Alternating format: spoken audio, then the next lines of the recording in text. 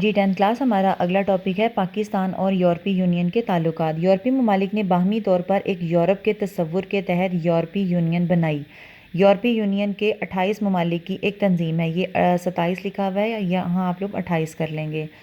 پاکستان اور یورپی کمیونٹی کے تعلقات 1976 میں قائم ہوئے۔ یہ ایک ایم سی کیو ہے کہ یورپی کمیونٹی کے ساتھ پاکستان کے ریلیشن کب بنے؟ 1976 میں۔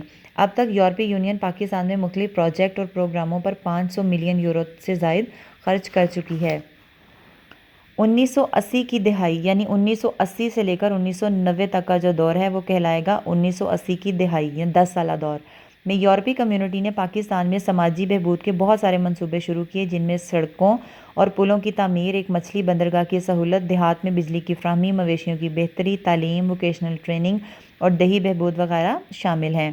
1990 کی دہائی میں یورپی یونین نے حکومت پاکستان کی پالیسی کے مطابق انسانی وسائل کی ترقی اور ماحولیاتی آلودگی کے خاتمے کے لیے کچھ منصوبے شروع کیے تھے، جن کے نتائج کافی حوصلہ افزا تھے۔ اس کے علاوہ بہبود آبادی، چائلڈ لیبر کے خاتمے، آمدنی میں اضافہ کرنے اور منشیات کے استعمال میں کمی کرنے اور دیہات میں صحت کی سہولتیں فراہم کرنے کے لیے مختلف این جی او کو مالی مدد فراہم کی گئی۔ اور این جی اوز کیا ہوتی ہیں؟ کسی بھی ملک میں قائم ہونے والے یہ وہ ادارے ہوتے ہیں جو عام عوام کو سہولتیں دینے کے لیے قائم کیے جاتے ہیں، تاکہ عام عوام کی فلاح و بہبود کے سلسلے میں مختلف اقدامات اٹھائے جا سکیں۔ 2004 میں یورپی یونین نے ورلڈ ٹریڈ آرگنائزیشن WTO کے تحت پاکستان کی تجارت کو بڑھانے کے لیے فنی معاونت کا ایک programme trade related technical assistance programme شروع کیا۔ یہ نام آپ لوگوں نے یاد رکھنا ہے۔ سم ٹائم اس نام کے جو فرسٹ ورڈز ہوتے ہیں نا، ان کی لکھنے کے بعد پوچھا جاتا ہے کہ یہ ایبریویشن کس کی ہے، تو آپ کو پتہ ہونا چاہیے کہ TTAP جو ہے وہ ایبریویشن ہے trade related technical assistance programme کی۔ 2002 سے 2006 کے لیے پاکستان کی اقتصادی ترقی کے لیے یورپی یونین نے 75 ملین یورو مختص کیے اور 2001 سے دہشت گردی کے خلاف اتحادی کا کردار ادا کرنے پر 50 ملین یورو کی امداد کی۔ لاسٹ پوائنٹ اس کا یہ ہے، 8 اکتوبر 2005 کو پاکستان کے شمالی علاقوں اور آزاد کشمیر میں آنے والے زلزلے کے متاثرین کی مدد کے لیے یورپی یونین نے 93.6 ملین یورو کی امداد کا اعلان کیا۔ پاکستان اور یورپی یونین کی تعلقات کو وقت کے جدید تقاضوں کے مطابق ڈھالنے کے لیے 17 جون 2009 کو بیلجیم کے دارالحکومت برسلز میں، اب یہاں آپ لوگوں نے اس دارالحکومت کا نام یاد رکھنا ہے کہ بیلجیم کے دارالحکومت کا کیا نام ہے؟ برسلز ہے، میں پاک یورپی یونین کانفرنس کا انعقاد کیا گیا، جس میں صدر پاکستان نے بھی شرکت کی۔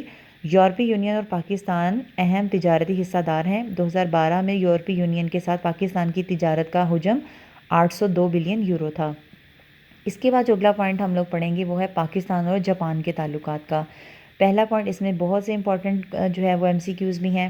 جاپان کا ملک بر اعظم ایشیا کے مشرق میں 4 بڑے اور کئی چھوٹے جزیروں پر مشتمل ہے۔ یہ انتہائی مشرق میں ہے، لہٰذا جاپان کو چڑھتے سورج کی سرزمین کہتے ہیں۔ یہ امپورٹنٹ ایم سی کیو ہے۔ دوسری جنگ عظیم کے بعد جاپان نے صنعتی لحاظ سے زبردست ترقی کی۔ ٹوکیو جاپان کا دارالحکومت ہے، یہ بھی ایم سی کیو ہے، جو کہ ایک قدیم تاریخی شہر ہے۔ اس کی موجودہ اہمیت گزشتہ صدی سے قائم ہونے والی صنعتوں کی بدولت ہے۔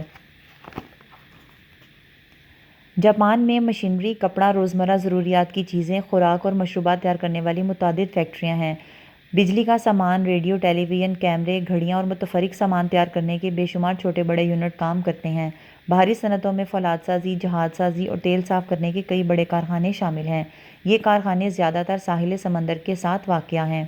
نیکسٹ پوائنٹ ہے، جاپان براعظم ایشیا کا ایک ترقی یافتہ ملک ہے۔ اب یہ بھی پوچھا جا سکتا ہے کہ یہ ترقی یافتہ ملک ہے، ترقی پذیر ملک ہے، تو یہ آپ لوگوں کو پتہ ہونا چاہیے کہ جاپان ترقی یافتہ ملک ہے۔ پاکستان جاپان سے گاڑیاں اور الیکٹرانکس کی اشیاء منگواتا ہے۔ جاپان نے پاکستان میں تعلیم کی بہتری سمیت کئی منصوبوں میں سرمایہ کاری کر رکھی ہے۔ جاپان پاکستانی مچھلی کے خریداروں میں نمایاں حیثیت رکھتا ہے۔ 9/11 کے واقعے کے بعد شدت پسندی کے خلاف جنگ میں نمایاں کردار ادا کرنے پر جاپان نے پاکستان کی کئی مرتبہ امداد بھی کی ہے۔ تو یہاں پر ہمارا آج کا یہ لیکچر کمپلیٹ ہو جاتا ہے، جو شروع ہوا تھا پیج نمبر 50 سے، اور یہ کمپلیٹ ہو گیا پیج نمبر 55 پہ۔